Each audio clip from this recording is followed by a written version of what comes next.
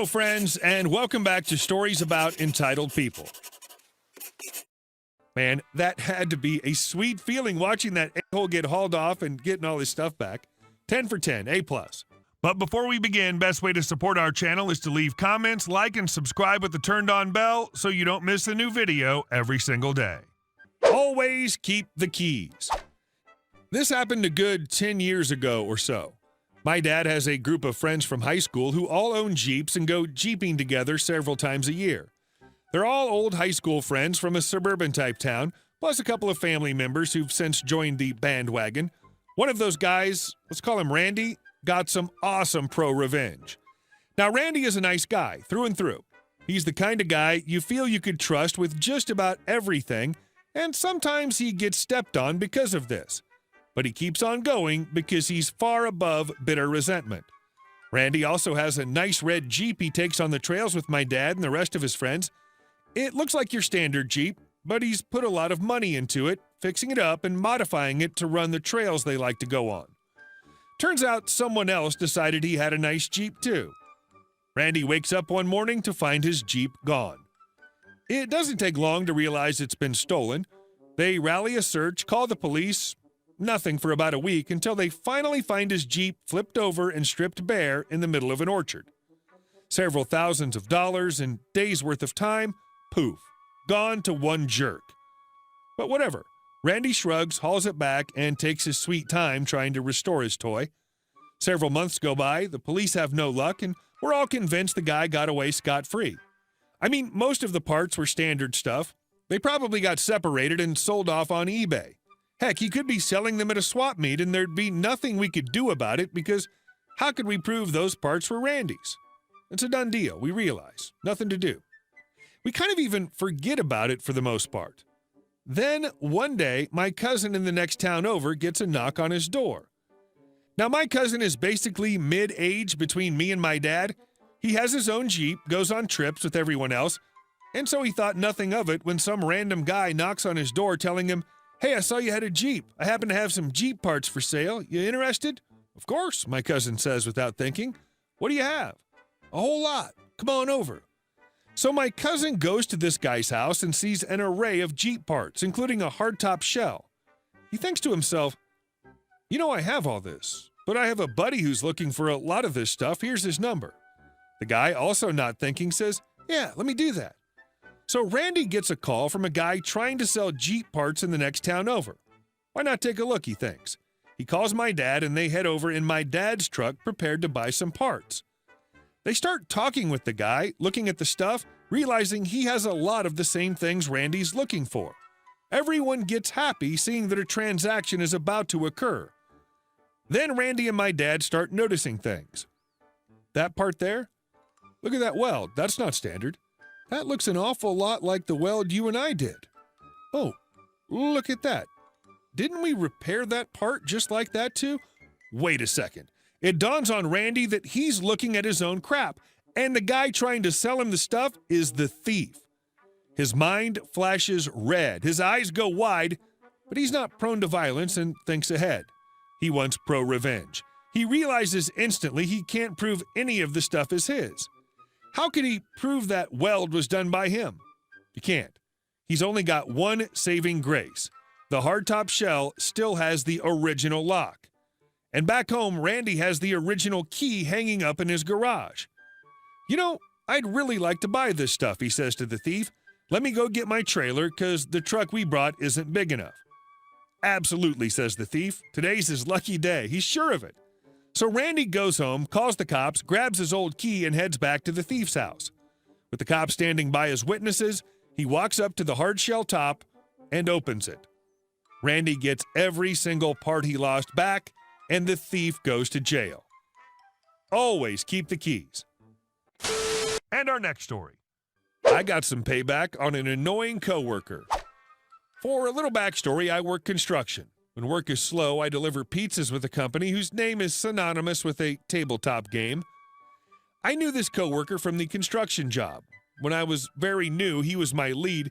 He was the kind of guy that would watch you make a mistake, then berate you and call you an idiot for that mistake. Not a nice guy by any right. But one thing he loved to do was brag about how good his wife was, how she was a homemaker, but also bragging about how hot his girlfriend was and how much they sacked when his wife thought he was working overtime. I got a delivery with a familiar name. We'll call him AC. I arrived at the house, knocked, and he opened the door. He looked quite surprised. AC: "Hey, I didn't know you delivered pizzas." Me: "Yeah, when work gets slow. Anyway, that'll be $15. AC: "Here you go."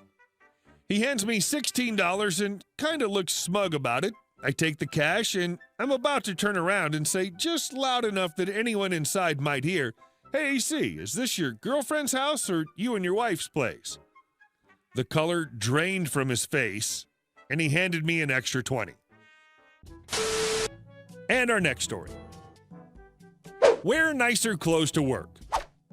First off, I acknowledge I was a stroppy employee.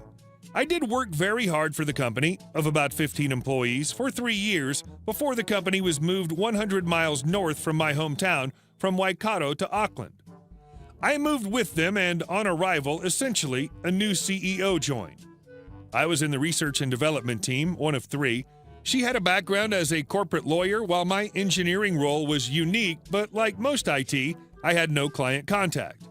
I was often in a dark room doing optical testing. I was undeniably a ragamuffin. A t-shirt with a frayed collar, slightly torn jeans, and skater shoes would be fairly standard. Anyway, a big deal was made by this new manager about me dressing more tidily if I wanted to progress in my career. So I went and bought new leather shoes, dress pants, and a black dress shirt. However, in homage to my boy racer brethren from Waikato, I got a large Mazda engine-style rotor and the words "Waikato effing rotors" embroidered on the back of it.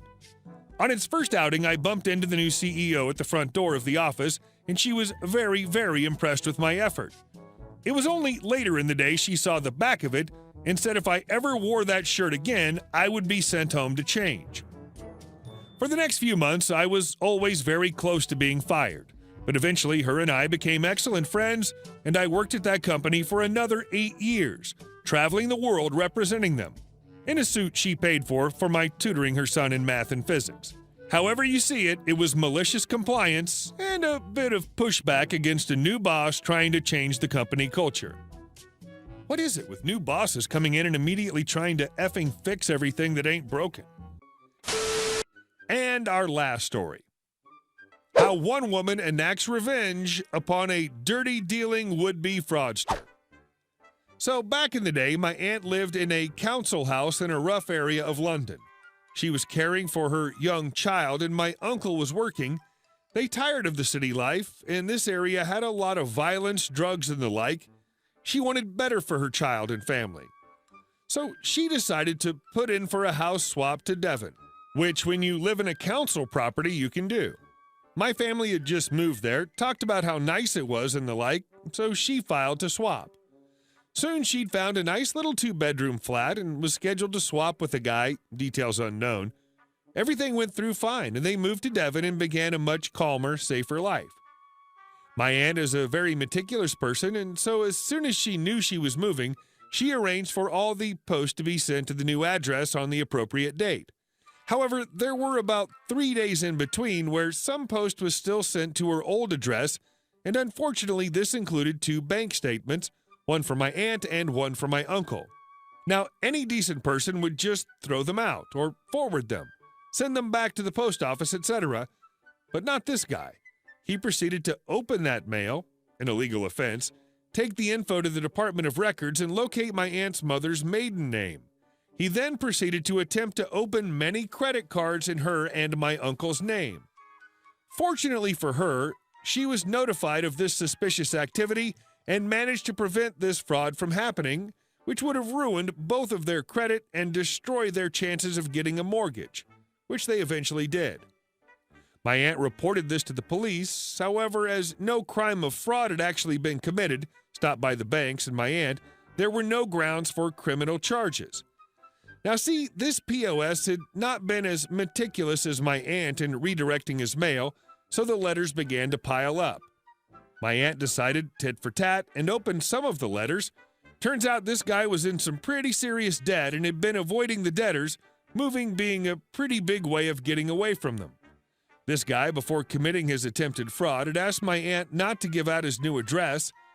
So my aunt did what anyone would do and called up the debtors one by one, told them that the guy no longer lived at the address. They were obviously disappointed until she gave them the new address, to which they were delighted. Now they knew where he was and began to hound him for the debt he owed, so much so that he lost that lovely council property, which if he'd stayed in, purchased, and then sold, would be worth quite a bit of money since the area has now undergone a lot of investment and growth because he had to skip town and get away from his debtors. If he'd been an upstanding citizen and not a craphead, he probably would have gotten away with it and lived a relatively carefree life. Hey guys, thank you all for watching the video, and I'll see you in the next one.